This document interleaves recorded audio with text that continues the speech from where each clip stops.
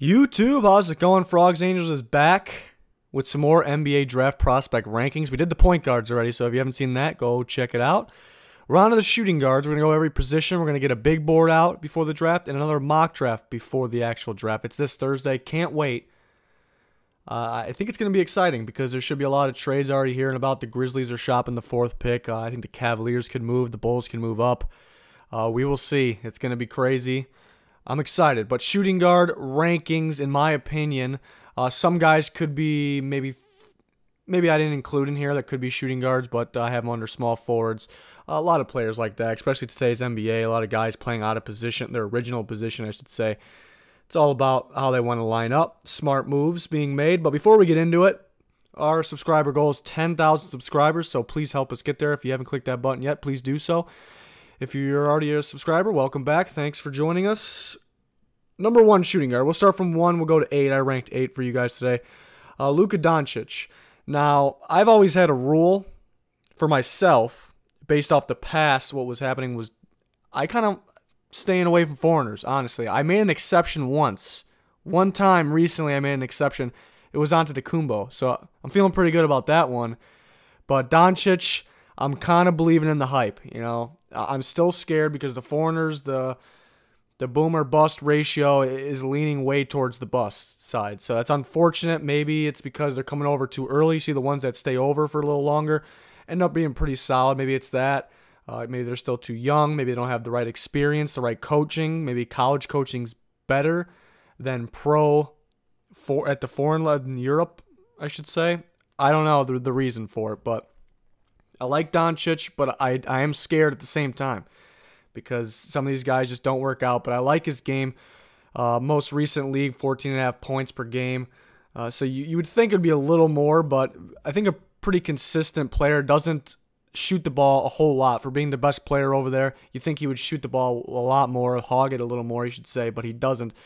Gets almost 5 assists and gets over 5 rebounds. So he's kind of one of those do-it-all guys you see succeeding in the NBA lately. So I really like his game. I like his game. If I had to pick out something I really don't like, I was going to say flaw, but that's not accurate. Something that I just would like to see a little different is I think sometimes he does too much dribbling. You know, he ends up passing a lot. And like I said, he's not a hog. So usually you see those guys that do too much dribbling end up just chucking up a stupid shot. He doesn't do that, but sometimes he dribbles a little bit too much, gets a little crazy with his head down.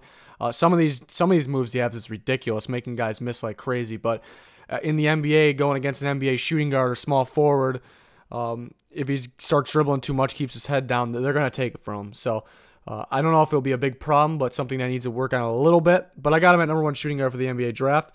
Number 2 is going to be Donte DiVincenzo from Villanova. I like him a lot. You know, he's got the swagger. He's got the it factor of the NBA, can play the game, knows the game. Getting over 13 points per game, 13.5. That's coming off the bench, too. I guess that's a negative issue you could say is coming off the bench.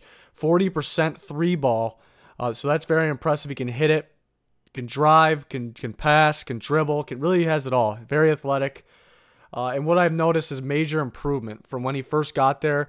Shot pretty terrible in his chances that he got, and then really improved. So you like to see that. You know, some people are like, don't like to see the signs that at one point he wasn't shooting well, so could that come back? I really look for improvement. If a guy stays the same, if he's not a freshman, obviously we got a lot of freshmen coming out, but if a guy stays the same over the course of 2, 3, 4 even years, is he really that coachable? Yeah, he could be a good player, but is he that coachable? This guy's coachable. He knows how to play the game. He knows how to learn the game, can learn more, can improve more. So I like that a lot. Again, I think he just has that clutch factor, that it factor that you're looking for NBA players. So I got him at 2. You could have put his teammate Bridges in here too, but I included him at small forward. Could have put him in either position group, but we'll talk about him when we get to the small forwards.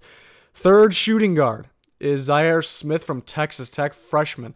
Only 11 points. Did bring in 5 rebounds per game for being a shooting guard, but only 11 points. So is that a negative? I don't think so because he shot very well. He needed to shoot the ball more, honestly. 56% from the field, 45% from three-pointer. So this guy needs to shoot more. I think he's going to have a better NBA career than he did in college just because he didn't shoot more in college, but he's only a freshman. So you see some of these freshmen come in there and think they're the best, think they're all world, but I mean, he stayed consistent, trusted his team, trusted his coaching. I like it a lot. He's coachable. He'll be a good NBA player, I think. I think a team looking for a consistent shooting, whether it's deep twos, mid twos, or threes, I think they'll like him a lot. So I like Zhaire Smith. It's really a battle between him and DiVincenzo 2-3, but DiVincenzo just has, like I keep saying, it. You can't really explain it, but if you watch basketball, you know what I mean. He's just got it. That's just my feeling.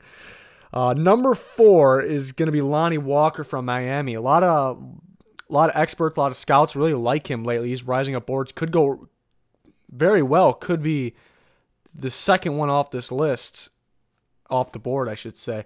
11.5 points, not too much there, but didn't shoot the ball an awful lot, just like Zhaire Smith. And this guy's an incredible athlete, freak athlete. And I think he can be, and I think that's what everyone's thinking. I think he's going to go earlier than you out there might expect. And I think it's because teams think he's going to be a much better NBA player than he was in college. So he comes in at number 4. Number 5 shooting guard for me is going to be Kyrie Thomas from Creighton. Why? Because he can score the ball 15 points per game, 54% field goal percentage, and 41-3. So consistent, can shoot the ball very well. A team that needs shooting is going to go ahead and grab him. Obviously, Creighton's doesn't produce a lot of great NBA players, especially the shooting ones. Maybe thought they would be better, but he can shoot. If you're picking mid to late, first round, you need a good shooter. Why not? So now we're going to go on from after the top 5. I got 6 through 8 on the board here. Jerome Robinson from Boston College rising up my board. Why? Because he can really score the ball. 21 points per game, but he did play 36 minutes. Is that a plus or a negative? You see a lot of these guys scored, maybe not, they scored less, but not a good amount less, or not a big amount less, but played a lot less minutes. So that's the upside for them. For him, playing 36 minutes is really a plus. You know, he's got the energy. He knows how to stay in the game. In the NBA, you want guys that can play longer. Some of these guys don't play a lot. They just end up being rotation guys, and that may be the reason, because they didn't play a whole bunch of minutes in college, because it's way different. You know, you're talking about college football to the NFL. It's different. It's pretty different, but I think college basketball to the NBA is just ridiculous. It's so hard to evaluate these guys, how they'll be at the next level. So Jerome Robinson can score and has the minutes, has the energy. So let's see where he goes. I think he should go in the first round, but there hasn't been that much talk about him there, so could go second. A lot of these college scores end up dropping every year. It's kind of surprising. Number 7 is going to be Gary Trent Jr. from Duke. He needs to stay more consistent. He'll go off one game, and then he'll just shoot 0 for 6, 0 for 7, whatever it is, from 3 the next game. So they use him as kind of a 3-ball guy, but he can drive. So I do like him, just needs to stay more consistent. And number 8 is going to be Troy Brown from Oregon. I had him higher, actually. I probably had him around that 6 range, dropped him a little bit because the 3-point percentage is under 30. You know how big the 3-ball is in today's NBA, and for a shooting guard, people like him because he can take the ball up, and he's got good size, around 6'6", 6'7", very, very athletic, can shoot the 2-ball, can drive, can lay it up, but you know how important that 3-ball is, especially for a guy listed as a shooting guard. So I did drop him, but very athletic, room for improvement is a good thing. Can improve, that is a good thing, but needs to get that 3-ball percentage up. So there's my top 8 shooting guards. The kid from Maryland too, Herder, is sneaking up boards, but he'd probably be 9 on my list. So shooting guard's pretty good because you can involve some of the guys I have in small forward as shooting guards too. They can play both positions. So it's very interesting. I really like this draft class. I really like it. You know, the more and more I'm looking at it, it's pretty solid. Like, usually it's only top 5 guys are the only guys that have a chance to make an impact right away. Sometimes you get lucky with Donovan Mitchell. But I think we got a lot of guys that could be like Donovan Mitchell this year, as we saw with some of these shooting guards. But that'll do it. Stay tuned for more NBA and NFL content here at Frogs Angels. We got you covered. Please like, subscribe if you haven't already. Our goal is 10K subscribers. But that'll do it for this one. Goodbye.